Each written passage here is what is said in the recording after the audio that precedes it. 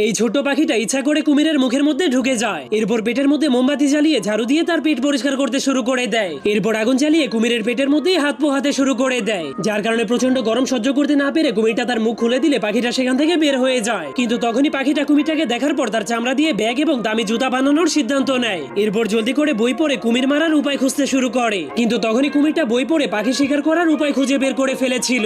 এজন্য সে তার টুপির সাহায্যে একটা নৌকা বানিয়ে সেই নৌকাটাকে তার মাথার উপরে দিয়ে লুকিয়ে পড়ে, আর তার পাশেই একটা ফ্রিতে নৌকায় চড়ার বোর্ড লাগিয়ে দেয়। যা দেখার পর হাঁসটা কোনো কিছু না ভেবেই অনেক খুশি হয়ে সেই নৌকায় চড়ে যায়। এরপর তার মাথায় একটা ছাতা দিয়ে ফ্রিতে নৌকায় চড়ার মজা নিতে শুরু করে। কিন্তু তখনই কুমিরটা তার প্ল্যান অনুযায়ী পাখিটাকে খাওয়ার জন্য উপরে নিয়ে যায়। তখন পাখিটা তার ছাতাটাকে বন্ধ করে নিচে তাকালেই কুমিরের আসল মতলব বুঝে যায়। এই জন্য সে জলদি করে জীবন বাঁচানোর জন্য একটা গাছের ডালে নেমে যায়। কিন্তু তখন সেই বোকা কুমিরটা মনে করছিল আজকে সে অনেক মজা করে পাখির মাংস খেতে পারবে। এই জন্য সে অনেক খুশি হয়ে যখনই তার মুখ বন্ধ করে হাসতে শুরু করে দেয়, তখনই হঠাৎ করে সে ওই পাখির ফাঁদে আটকা পড়ে উল্টো